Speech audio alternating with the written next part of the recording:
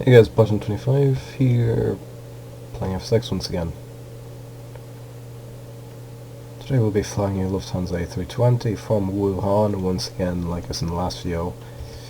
Yes, coronavirus, all that stuff. There is no coronavirus in flight sim. So from Wuhan to Beijing. This is the China tour. So let's start pushing back.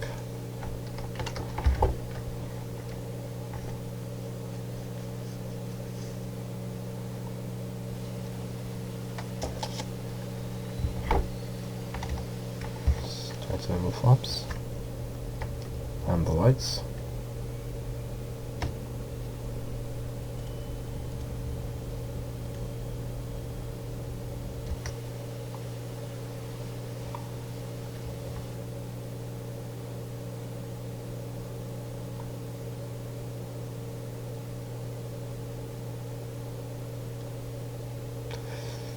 What we'll basically do is taxi up there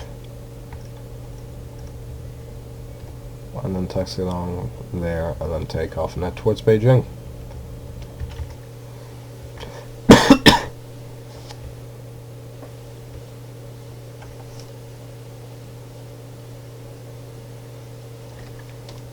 Okay, stop pushback, set park brake.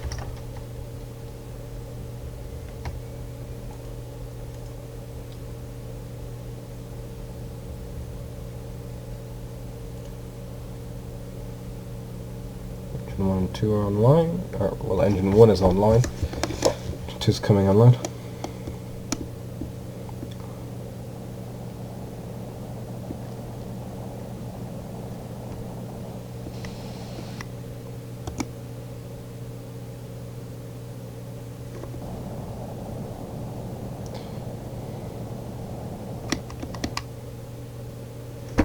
There we go, both engines online, so I no longer have to treat the engine as a pulse jet. I give a burst of speed and then coast. Able to maneuver.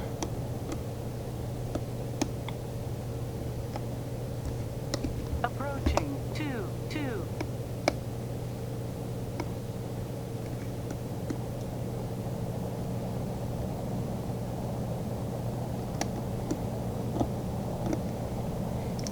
We could probably very easily take off here. Just on this taxiway, but I'm obviously not going to do that for safety reasons. But I am doing a pretty high speed taxi.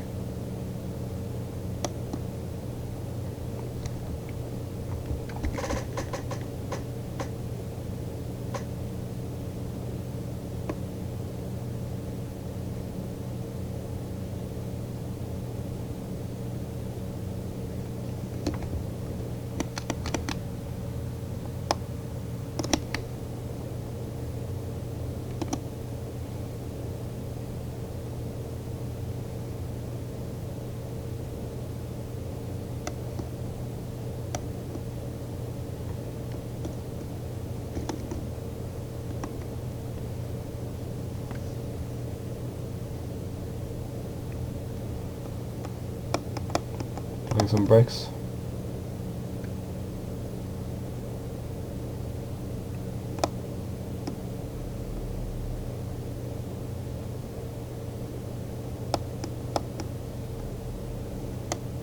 We're going to turn left.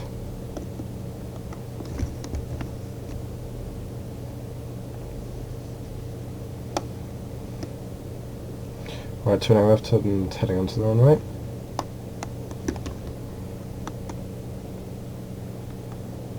Approaching 2-2.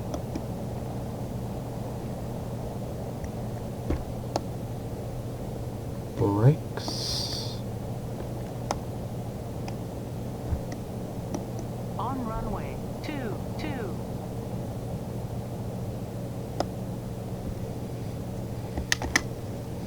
Right, let's set the lights and then we'll gun it out of here. Boom, boom, boom, I said. Toga.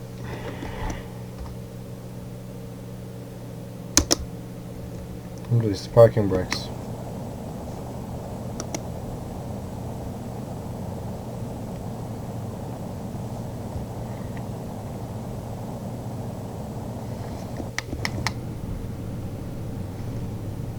120, 130, 140. Okay, let's rotate. Gear up.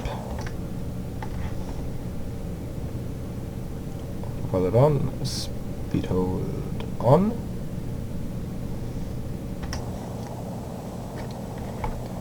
Flaps up. That is in fact the GPS. So we'll pause the video here. See once we begin our approach into Beijing. See you then. Okay guys, we are approaching Beijing. We're making a quick left turn here. 030. We'll maintain a speed of 230 knots, or well, slightly above.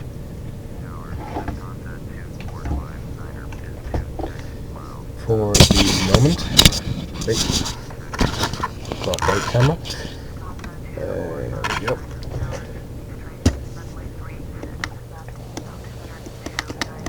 We'll maintain the speed until we're a bit closer, so somewhere around 10 or 15 miles.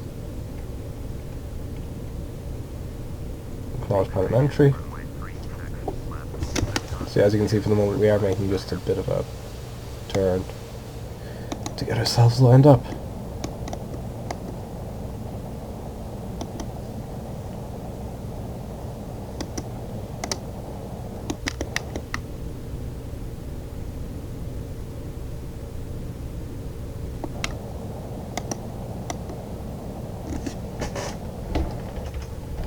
So this is Beijing Capital Airport, not the new one that they've built, which I have no idea what it's called, honestly.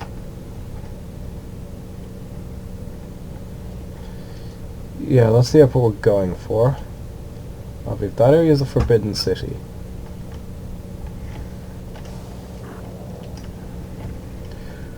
And I'm going to do something you don't usually do, and that's speed up. You don't usually do this on approach, but you've got both the time and space to slow down. There's the road, and there's the airport. Which one are we going? We're going 360 left, isn't it? Whoops. Yeah, so that area there is the Forbidden City.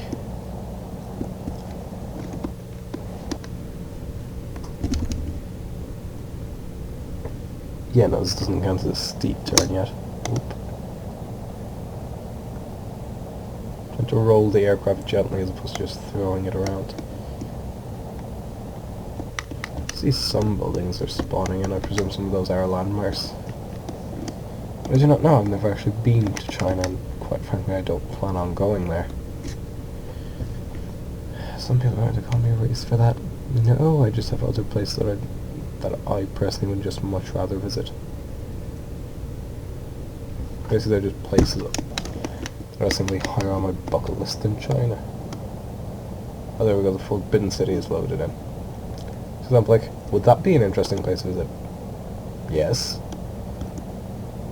But that's not, like, I am interested in history. That is not my, what I'm going to describe as my area of historical expertise. No, it would be interesting to learn about that era and that area in history.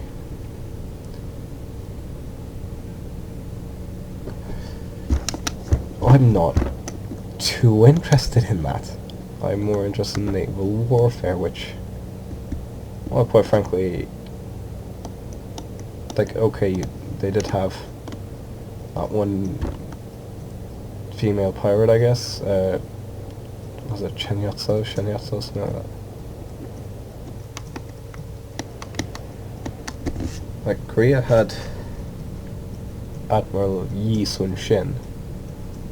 I believe I'm saying that correctly. Japan had Togo and Yamamoto.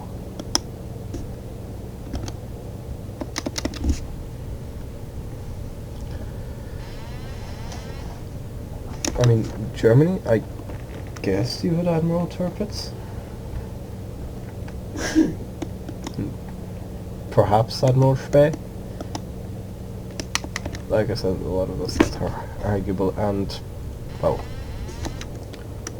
if you're talking about British admirals, you're obviously talking about Nelson.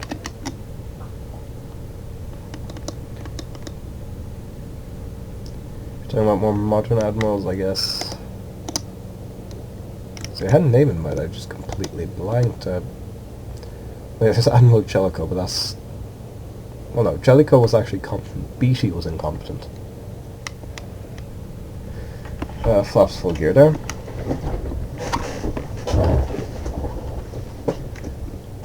Now, Beatty was the admiral in charge of the battlecruiser fleet at Jutland. This has nothing to do with this. So, honestly, I think... I'm just assuming most of you kind of know some bits of this already. If not, you know, kind of out. Just watch some of his stuff. You'll figure it out. Basically, he was in charge of battlecruisers. The battlecruisers, I believe 3 of them went boom. Because of incorrect ammo handling practices. Basically, they left blast doors open. Or I don't know if that's a technical term. I don't know if it's blast doors.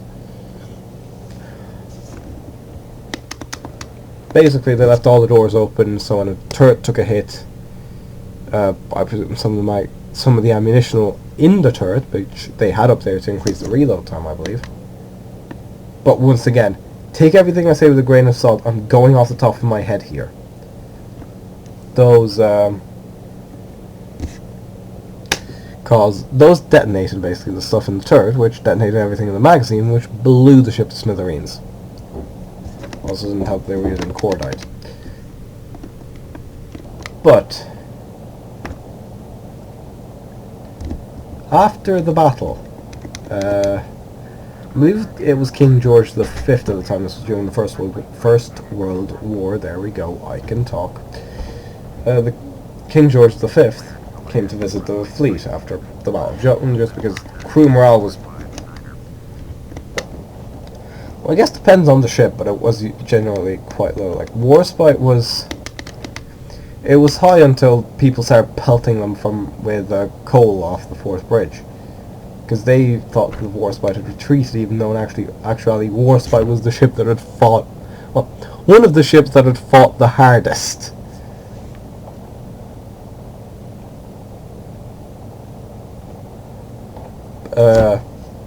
So the king basically went to inspect Warspite, and I think at this point Beatty had been put in command of the, I believe it was called the Grand Fleet, or I don't know if Beatty was just leading him around. Beatty basically wanted to just shorten the visit to Warspite so he could get the king over to his flagship, which I don't know which that ship was.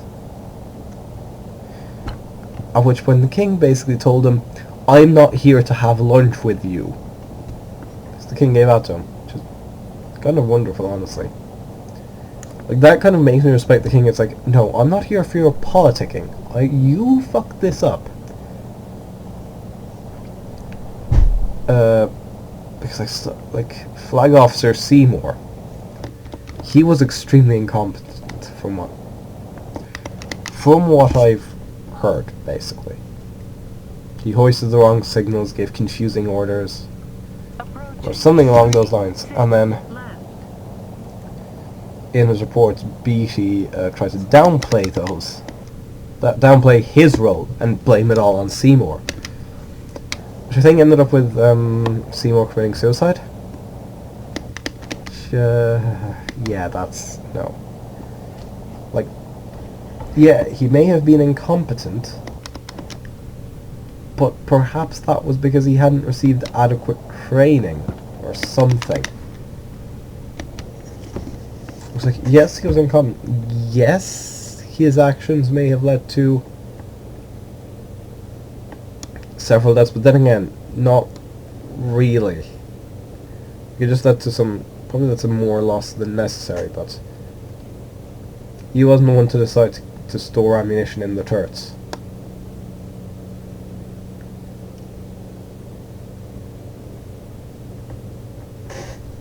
Of course, that is the meme about British battlecruisers, is that they go boom because, well, you got the Invincible, the Queen Mary, and whichever other one went up in Jutland, and then you've got the Hood. Some call that a fast battleship, some call that a battle cruiser. Royal Navy classified it as a battle cruiser. I'm classifying it as a battle cruiser. You know, it's not really true. It's not really the bad design of the battle cruisers that led to them being blown up. It was in the case of Hood a lucky shot. In the case of Queen Mary, poor ammo Jutland, it was just simply poor ammo handling practices. Oh, so thanks to Gate, that was a flight from Wuhan to Beijing Capital Airport. I presume that's what it says there. I don't know, I can't read Chinese. I'm Button 25. Goodbye, I'll taxi to a gate.